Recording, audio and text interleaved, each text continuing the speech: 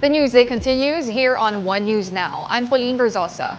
At least 6 people were reported dead in Quezon following the onslaught of Typhoon Aghon. These include an infant who drowned and 2 individuals struck by fallen trees. 2 other people died in Lucena City and another one in Mauban Town. The Agriculture Department says damage to the sector has reached nearly 12 million pesos. The provinces of Laguna and Quezon are the most affected areas. Typhoon Aghon is forecast to leave the Philippine area of responsibility today. Lawmakers are now looking to invite the father of Bamban Tarlac Mayor Alice Guo to the Senate hearing. It is to directly ask him if Mayor Alice is really Chinese or Filipino. Meanwhile, Mayor Guo's camp is hoping that her mother will come forward for DNA testing. Ria Fernandez has the story. Despite objections with regards to the direction of the Senate hearing on Pogos that now seems to center on Bamban Tarlac Mayor Alice Go, Senators Jinggoy Estrada and Joel Villanueva defended the inquiry. Senate Minority Leader Coco Pimentel was the first to question the direction of the hearing that seemed to be veering away from the issue of Pogos. But Estrada and Villanueva dismissed his concerns. Kung Pilipino siya, bakit niya rin pinayagan itong mga illegal activities, no? As a mayor, andito si dating mayor ng Valenzuela, Secretary Rex. Ano mo yan command responsibility mo yan, yung ganun kalaki na property, ganun kalaki na infrastructure, hindi ka pa ba magtataka? That is also a national security concern. Kung talagang Chinese citizen yan, how did she run as mayor?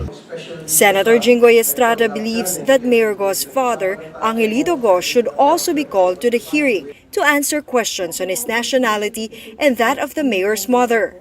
According to Go's camp, they have no control on whether the mayor's father will attend the hearing or not, as he has his own mind. And that it would be better if Mayor Alice's mother, Amelia Leal, comes forward instead. Alam mo, napakaganda sana kung lumabas yung nanay niya, no? Para ma-DNA natin. Matapos na lahat to. The mayor's camp is also appealing for the hearings to be continued in court instead. Kasi mahirap kasi sumagot sa Senate. Sasagot ka pala, sinisigawan ka na. They also plan to file charges against those spreading fake news against the mayor. For now, Mayor Alice is still continuing her work. They are confident that the mayor's name will be cleared, as she still plans to run again next year. Mayor Go's camp is also ready to respond if the Office of the Solicitor General proceeds with a quo warranto petition to question her qualifications as mayor. For News 5, Ria Fernandez, we are One News. Meralco is almost done with their study of establishing a micro-modular nuclear reactor in the country. The company said they are still looking into the required funds for the project and its safetiness. Meralco targets to build a micro-modular reactor with a capacity of 5 to 15 megawatts. Aside from this, Meralco continues to invest in renewable energy. We will continue to make significant investments in upgrading our distribution infrastructure, expand our investment in the generation business, raise our renewable energy capacities, and enhance operational efficiencies by digitalizing our processes. Meralco also reminded its customers to be more wary of their electric consumption. They noted that the electrical consumption increases by 40% during dry season. Meralco and One News under Signal are part of MVP Group of Companies. Energy consumption or kilowatt hour consumption can be managed by proper use and of course by following certain energy efficiency and energy conservation tips. Meralco actually is actively providing that, and we actually started even before summer because we anticipated this household problem of rising electricity bills during summer. So we have this Bright Ideas program. We'll be back with more stories after the break. Keep it here on One News.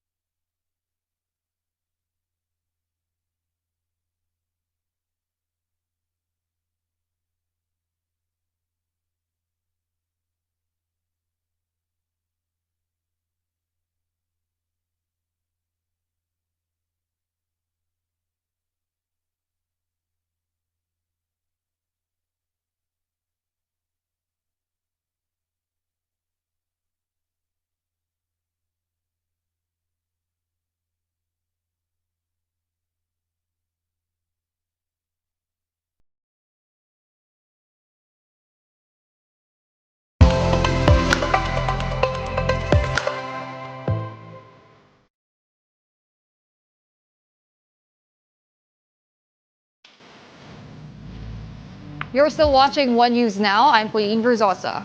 Police are still looking for the man who gunned down a 60-year-old man on the southbound lane of EDSA Ayala Tunnel in Makati yesterday.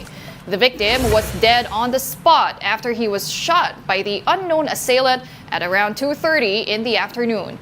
Makati police believe the incident was a case of road rage. Authorities are currently coordinating with other police stations to locate the suspect.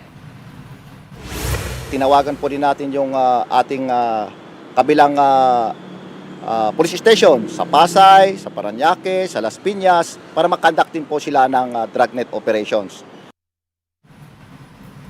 Coast Guard spokesperson Jay Tariela believes that China is using its so-called monster ship to intimidate. Here's an excerpt from his interview on Storycon. Commodore, nandun pa ba yung The Monster kung tawagin? Well, based on our monitoring as of last night, sir, dalawang China Coast Guard vessel na lang ang na-monitor natin sa Baho de Masinloc. That is China Coast Guard 3502 and China Coast Guard 5305 and the 19 Chinese Maritime Militia. Ibig sabihin, wala na dito, sir, yung sinasabi nating monster China Coast Guard, yung China Coast Guard 5901. So, Pero in the Commodore, meantime, Commodore, meron daw 122 Chinese vessels na na-monitor. Ang Philippine Navy naman sa West Philippine Sea. Do you also have that report? Well, we rely on the Armed Forces of the Philippines whenever they have the report to declare the totality of the deployment of the Chinese Maritime Militia, China Coast Guard, and PLA Navy. how are we supposed to take this presence of this monster Coast Guard ship in off Zambales, no? Is this a deliberate attempt by the Chinese to intimidate us after, well, yung atin ito convoy or whatever? Is this in line with that move, Commodore? Well, there are already numerous instances that they have deployed their monster China Coast Guard Okay. vessels here in the Philippines. I think the first one was in 2022 when we were supposed to have an exercise with the U.S. Coast Guard. So, kung titingnan natin yung trend, sir, no, whenever they deploy itong monster vessel nila, laging related dito sa pananakot. So, fairly we can say na part din ng pananakot na naman nila ito to discourage another atin ito convoy or any other civil society that may plan to sail in different parts of the West Philippine Sea.